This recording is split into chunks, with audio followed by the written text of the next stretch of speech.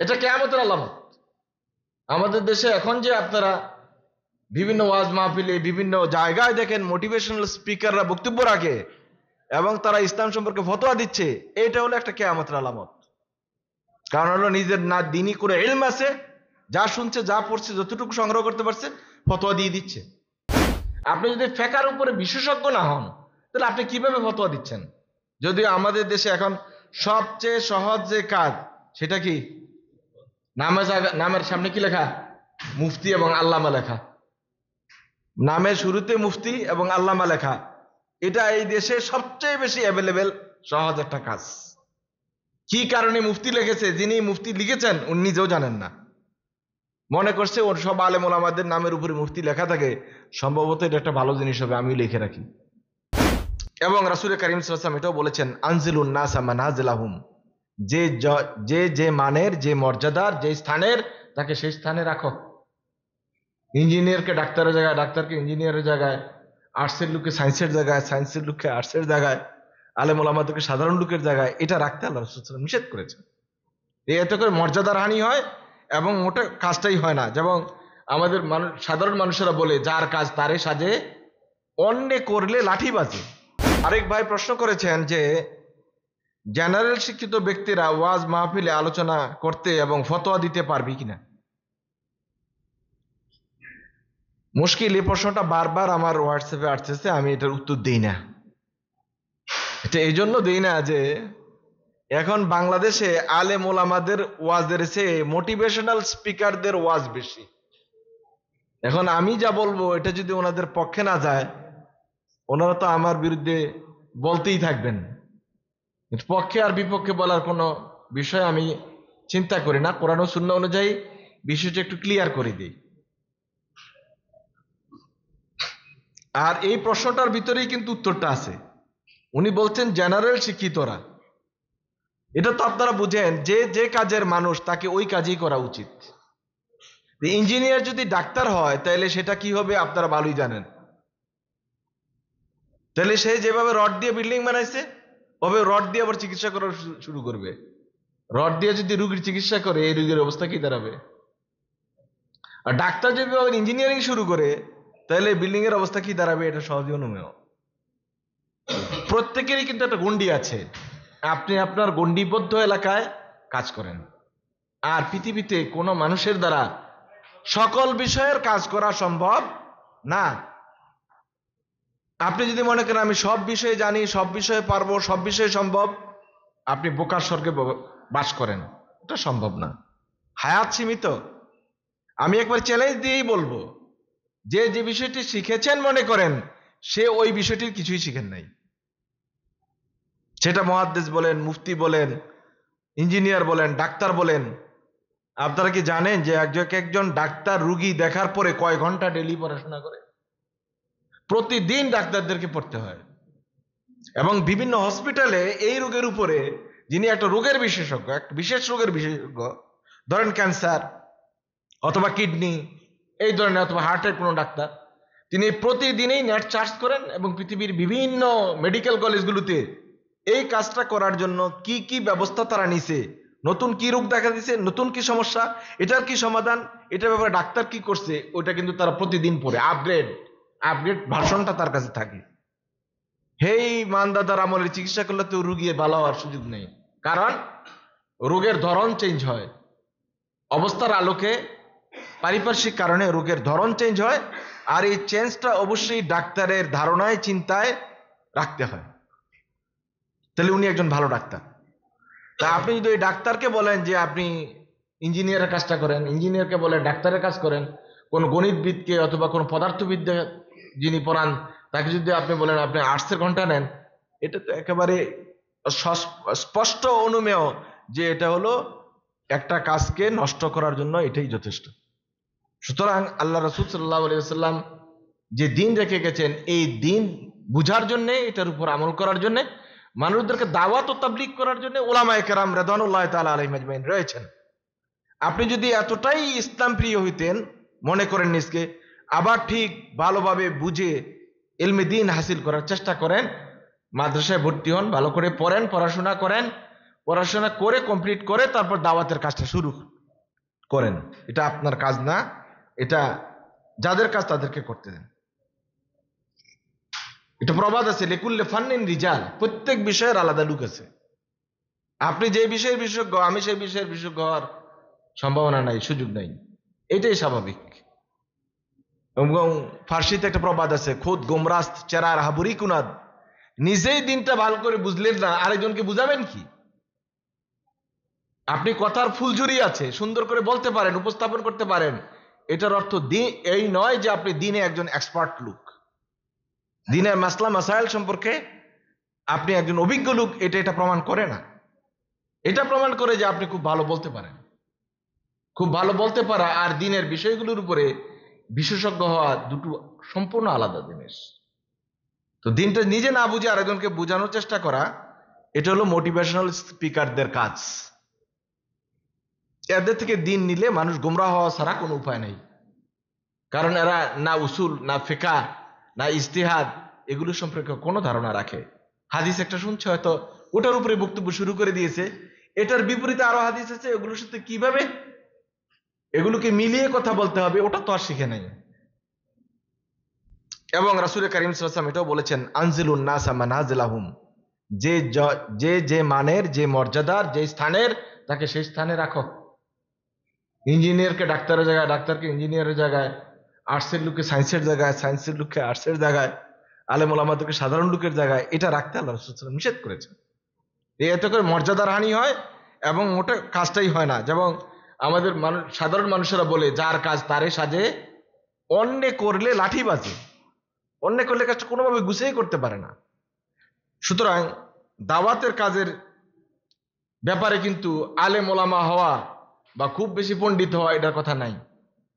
কিন্তু আপনি যখন একজন, আল্লাহ রাসূল সাল্লাল্লাহু আলাইহি ওয়াসাল্লাম, আল্লাহ তাআলা বলছেন উদউ ইলা সাবিলি রাব্বিকা বিল হিকমা ওয়াল মাউইজাতিল হাসানা, এবং দাওয়াতের কাজ আপনি যখন মনে করেন নামাজ ফরজ, এটা জানেন, এটা আরেকজনকে বলার জন্য বড় আলেম হওয়ার দরকার নাই। কিন্তু আপনি যখন একজন অনুসরণীয় দায়ী হবেন, তখন আপনাকে অবশ্যই বিষয় বিশেষজ্ঞ হতে হবে। আপনি যেমন তেমন ভাবে বলতে পারেন না বা নিজকে প্রকাশ করতে পারেন না, কারণ এতে করে বড় ধরনের একটা বিপদ চলে আসতে পারে। আল্লাহ রাসূল সাল্লাল্লাহু আলাইহি ওয়াসাল্লাম বলছেন, বাল্লিগু আন্নী ওয়ালাউ আয়া। একটা হাদিস শুনছেন, আরেকজনের শুনে দিচ্ছেন, হ্যাঁ করতে পারেন, কিন্তু বিশেষজ্ঞ হিসেবে দাবি করার সুযোগ নাই। এবং এই ভাই কিন্তু পরে এই প্রশ্ন করেছেন যে উনি ফতোয়া দিতে পারবেন কিনা, ফতোয়া দিতে পারবেন কিনা, যারা মোটিভেশনাল স্পিকার তারা ফতোয়া দিতে পারবেন কিনা। হ্যাঁ, ফতোয়া দিতে পারবেন, যতটুকু উনি জানেন অতটুকু জানাইতে পারবেন। ফতোয়ার বিষয় আর মাসলা বলা দুইটা এক জিনিস না, কঠিন পার্থক্য রয়েছে। আপনি যদি ফিকহের উপরে বিশেষজ্ঞ না হন, তাহলে আপনি কিভাবে ফতোয়া দিচ্ছেন? যদিও আমাদের দেশে এখন সবচেয়ে সহজ যে কাজ, সেটা কি? নামের সামনে কি লেখা? মুফতি এবং আল্লামা লেখা। নামের শুরুতে মুফতি এবং আল্লামা লেখা, এটা এই দেশে সবচেয়ে বেশি অ্যাভেলেবেল সহজ একটা কাজ। কি কারণে মুফতি লিখেছে, যিনি মুফতি লিখেছেন উনি নিজেও জানেন না, মনে করছে ওর সব আলেম ওলামাদের নামের উপরে মুফতি লেখা থাকে, সম্ভবত এটা একটা ভালো জিনিস হবে, আমিও লিখে রাখি, এই ধারণা করে মুফতি লিখেছে। কারণ ওদেরকে একটা মাসালা জিজ্ঞাসা করলে বলতে পারে না, কোরআনের আয়াতের একটা ব্যাখ্যা বলতে পারে না, ফকিহদের ইখতিলাফ সম্পর্কে তার ধারণা আছে, সে নামের উপরে কিভাবে মুফতি লিখে রেখেছে। এগুলো হলো মানুষদেরকে গোমরাহ করার পদ্ধতি। সুতরাং যেন তেন মানুষদেরকে দায়ী ইলাল্লাহ হিসেবে উঠিয়ে দেওয়া এটা ঠিক না। ফতোয়া প্রদানকারী যে যোগ্যতা এবং গুণাবলী ফিকহের কিতাবে লেখা আছে, ওই বিষয়গুলির উপরে যদি আপনি বিশেষজ্ঞ হন, তাহলে আপনি মুফতি, ফতোয়া দেন, সমস্যা নাই। কিন্তু আপনি যদি কিছু নাই জানলেন, নাই পড়লেন, নিজের মুফতি হিসেবে প্রচার করলেন, আপনাকে কেউ প্রশ্ন করেছে, প্রশ্নের উত্তর দিতে থাকলেন, তাহলে এটা ভয়াবহতা সম্পর্কে তো আপনার ধারণা নাই। আপনি বুঝতেই পারছেন না এটা কত ভয়াবহ একটা কাজ। কারণ এই ফতোয়া দেওয়ার মূল দায়িত্ব, মূল কাজটা কিন্তু আল্লাহ তাআলার, আপনি শুধু জামিনদার মাত্র। আল্লাহ সুবহানাহু ওয়া তাআলা কোরআন কারীমে নিজে বলছেন, আল্লাহ তাআলা তোমাদেরকে ফতোয়া দিচ্ছেন, আল্লাহ তাআলা তোমাদেরকে ফতোয়া দিচ্ছেন। তাহলে এক নম্বর মুফতি, ফতোয়া দেওয়ার মালিক কিন্তু আল্লাহ তাবারক তাআলা। একটু কি কল্পনা করেন, চিন্তা করেন, নামের আগে যে মুফতি লেখেন, কি লিখতেছেন? এটা লেখার মতো যোগ্যতা আপনার আছে কিনা? এটা লেখার মতো ইলম আপনি অর্জন করেছেন কিনা? বিবেককে একবার প্রশ্ন করেছেন মুফতি লেখার আগে? আমরা সব হুজুগে বাঙালি, লিখে দিয়েছে একজন মুফতি, বাস আমরা তাকে মুফতি বলতেই থাকি। কিসের মুফতি একটু যাচাই করতে পারলাম না, জিজ্ঞাসা করা গেল না, পড়া নাই শুনে নাই কিছু নাই, আমার আগারে মুফতি লাগিয়ে দেন। এই যদি হয় মুফতির অবস্থা, তাহলে মোটিভেশনাল স্পিকাররাও মুফতি হলে অসুবিধা নাই, হেরাও দিতে পারবে ফতোয়া, যে কেউ ফতোয়া দিতে পারবে। এটা একটা কিয়ামতের আলামত যে আপনি যারা ভাবে ফতোয়া জিজ্ঞেস করতেছেন আর ওনারা দিয়ে যাচ্ছেন, একটু ভয়ের হৃদয়টা কাঁপে না। আল্লাহ রাসূল সাল্লাল্লাহু আলাইহি ওয়াসাল্লাম বলেছেন, ইন্নাল্লাহা লা ইউকবিদুল ইলমা ইনতিজাআন ইয়ানতাজিউহু। আল্লাহ রাব্বুল আলামিন শুধু এলেমটাকে টেনে হিসেবে নিয়ে যাবেন না মিনান নাস, ওয়ালাকিন ইয়াকবিদুল ইলমা বিকাবদিল উলামা। বরং আল্লাহ রাব্বুল আলামিন এলেমকে নিয়ে যাবেন আলেমদের মৃত্যুর মাধ্যমে। আলেমরা মরে যাবে, এলেমও চলে যাবে, এইভাবে এলেম একদিন মানুষদের থেকে উঠে যাবে। তো তখন কি হবে? ইত্তাখাযান নাসু রুউসান জুহালা। মানুষেরা নেতা হিসেবে, যত জাহেল মূর্খ তাদেরকে নেতা হিসেবে গ্রহণ করবে। তখন তারা তাদেরকে জিজ্ঞেস করবে আর ওরা ফতোয়া দিবে বেগাইরি ইলমিন, কোন জ্ঞান ছাড়া। ফাদাল্লু ওয়া আদাল্লু, নিজেরা গুমরা হবে, অন্যদেরকেও গুমরা করবে। এটা কিয়ামতের আলামত। আমাদের দেশে এখন যে আপনারা বিভিন্ন ওয়াজ মাহফিলে বিভিন্ন জায়গায় দেখেন মোটিভেশনাল স্পিকাররা বক্তব্য রাখে এবং তারা ইসলাম সম্পর্কে ফতোয়া দিচ্ছে, এটা হলো একটা কিয়ামতের আলামত। কারণ হলো নিজের না দিনই করে ইলম আছে, যা শুনছে যা পড়ছে যতটুকু সংগ্রহ করতে পারছে ফতোয়া দিয়ে দিচ্ছে। ফতোয়া দেওয়ার জন্য এতটুকুই যথেষ্ট নয়, দিনের যে গভীর জ্ঞান দরকার এটা আপনাকে অর্জন করতে হবে, তারপর আপনি ফতোয়া দেন। হ্যাঁ, আপনি মানুষদেরকে সাধারণভাবে ডাকতে পারেন, এতে কোনো বাধা নেই, কিন্তু ফতোয়া দিতে গেলে আপনার একজন বিশেষজ্ঞ ডাক্তার হতে গেলে ডাক্তারি সম্পর্কে আপনার যেমন জানা দরকার, ঠিক দিন সম্পর্কে ওইভাবে বিশেষজ্ঞ না হয়ে আপনি ফতোয়া দিতে পারেন না। আপনার মানুষের ঈমান নষ্ট করবেন।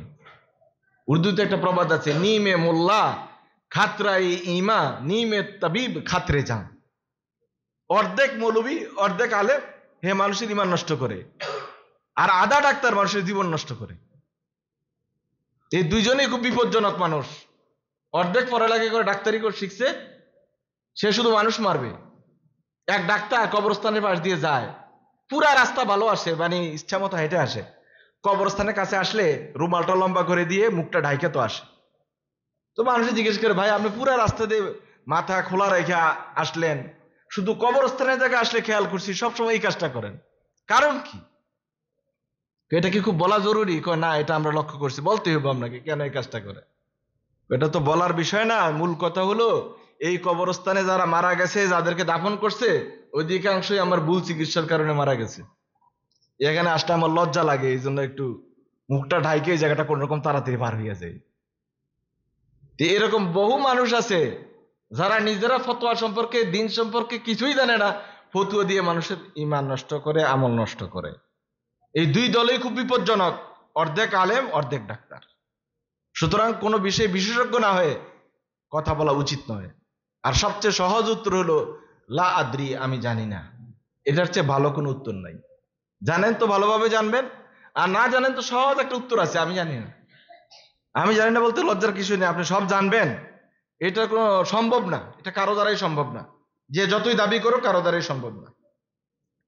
আর এটা ঠিক যে এই বিষয়টা যদি মোটিভেশনাল স্পিকারের কথা বলি, এই বিষয়টা কোনো মুসলিম ইসলামী ইস্তেলাহি নয়, পরিভাষাই নয়। এই পরিভাষা কেউ ব্যবহার করে না ইসলামে, এটা ইদানিংকালে লেটেস্ট যুক্ত হয়েছে। মূলত এটা যদি আপনি একটু তাহকিক করেন দেখেন, তাহলে দেখবেন এটা মূলত মোটিভেশনাল স্পিকার কারা? যারা ব্যবসায়িক কাজে মানুষদেরকে আকৃষ্ট করার জন্য বক্তব্য দিয়ে মানুষের মনোরঞ্জন করে এবং তাদের পণ্য বিক্রি করার জন্য মানুষদেরকে উদ্বুদ্ধ করতে পারে, তাদেরকেই মোটিভেশনাল স্পিকার বলা হয়। আপনারা গুগলে চার্জ দিয়ে দেখবেন কি লিখেছে সেখানে।